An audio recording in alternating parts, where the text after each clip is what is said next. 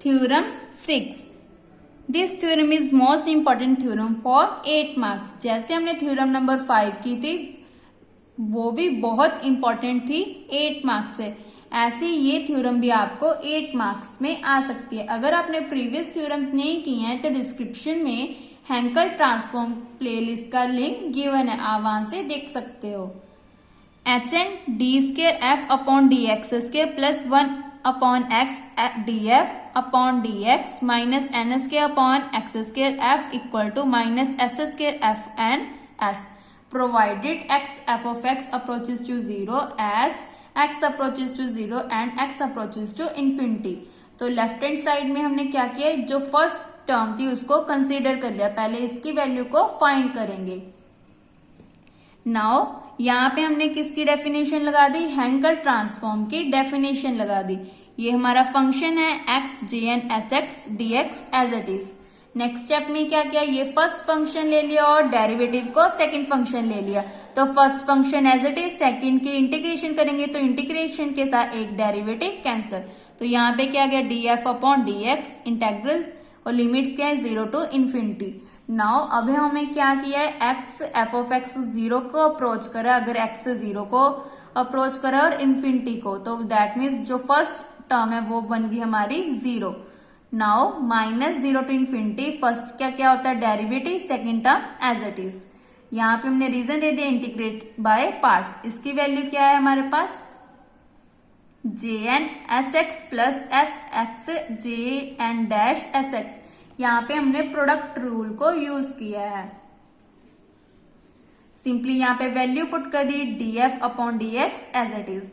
Next step में क्या किया है हमने, जो हमारे पास फर्स्ट टर्म थी उसको एक्स के साथ मल्टीप्लाई और डिवाइड कर दिया।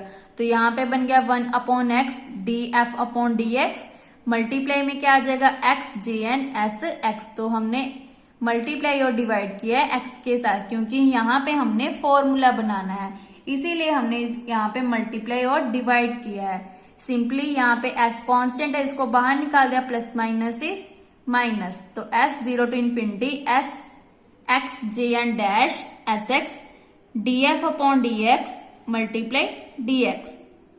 नेक्स्ट स्टेप में क्या किया, ये हमारा हैंकल ट्रांसफॉर्म की डेफिनेशन बन गई, वेयर फंक्शन क्या गिवन है 1 upon x D F upon D X minus S as it is. इसकी वैल्यू क्या गिवन है हमें।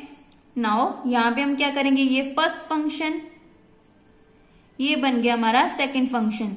तो first function as it is, second की इंटीग्रेशन, तो सेकंड की इंटीग्रेशन क्या आ जाएगी, इंटीग्रेशन के साथ डेरिवेटिव कैंसिल, तो सिंपल फंक्शन आ गया 0 टू इन्फिनिटी माइनस फर्स्ट का डेरिवेटिव फिर second term as it is, second function as it is G x.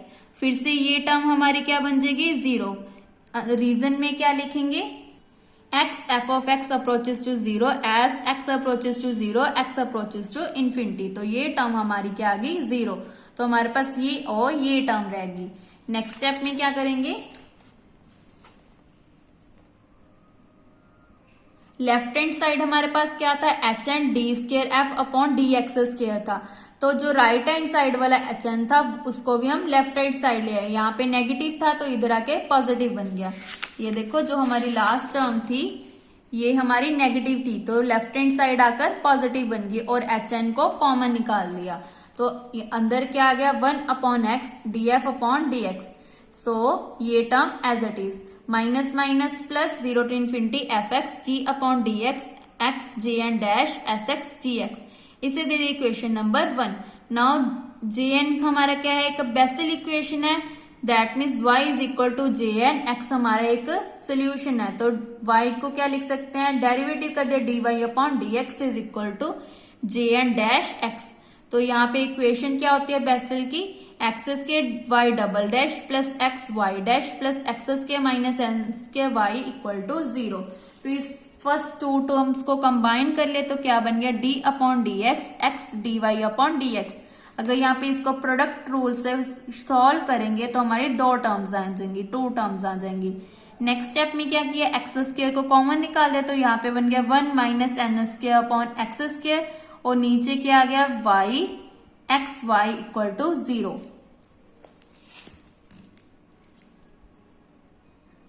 और साथ में हमने क्या कर दिया, एक्स के साथ मल्टीप्लाई कर दिया। तो यहाँ पे आप लिख सकते हो मल्टीप्लाई बाय एक्स,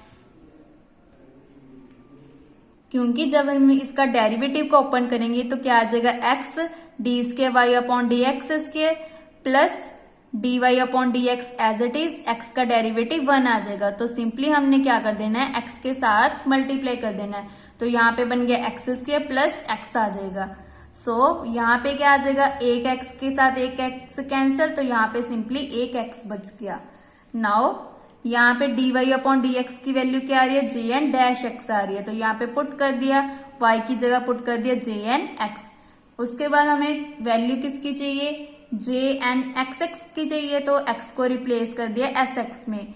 नाउ यहाँ पे क्या आ जाएगा, s square x square, x को चेंज कर दिया s x, J N S x, s के साथ एस कैंसिल, यहाँ पे बन गया x J N dash S x equal to, इस टर्म को अंदर ले आएंगे, minus minus plus n s के upon s square x square x n x, that means इसके साथ ये दोनों खत्म हो गए और साथ में क्या आ गया, J N S X minus ये टर्म को अंदर ले आए, 1 को इसके साथ मल्टीप्लाई किया तो ये term as it is.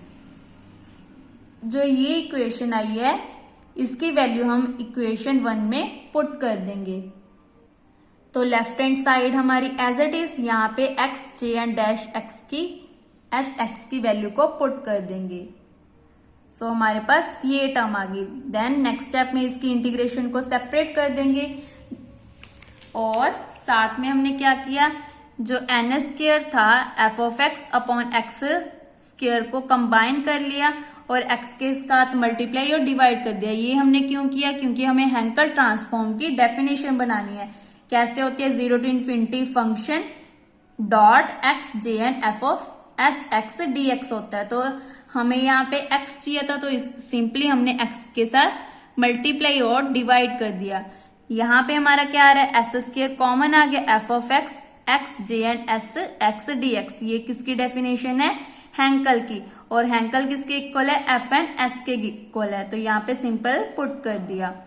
Now फिर से हमने क्या किया, ये एच एन वाली टर्म है, इसको भी हमने इधर ले आए। तो क्या बन गया, minus N square upon x square f is equal to minus S square F N S.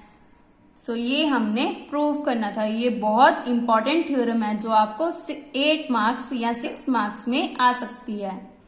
Now इसका रिमार्क क्या है, in polar coordinates above result में बी रिटन एज।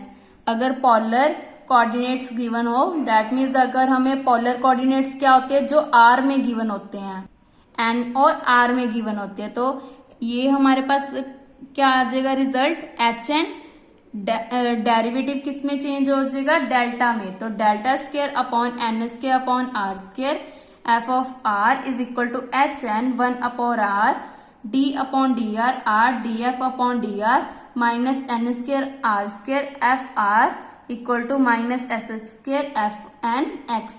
अगर आपको ये क्वेश्चन आ गया तो पहले अपने बाय लेमा उसको प्रूव कर देना है, उसके बाद लिख दोगे hence above result can be written as, तो आपने ये लिख देना है। Thank you.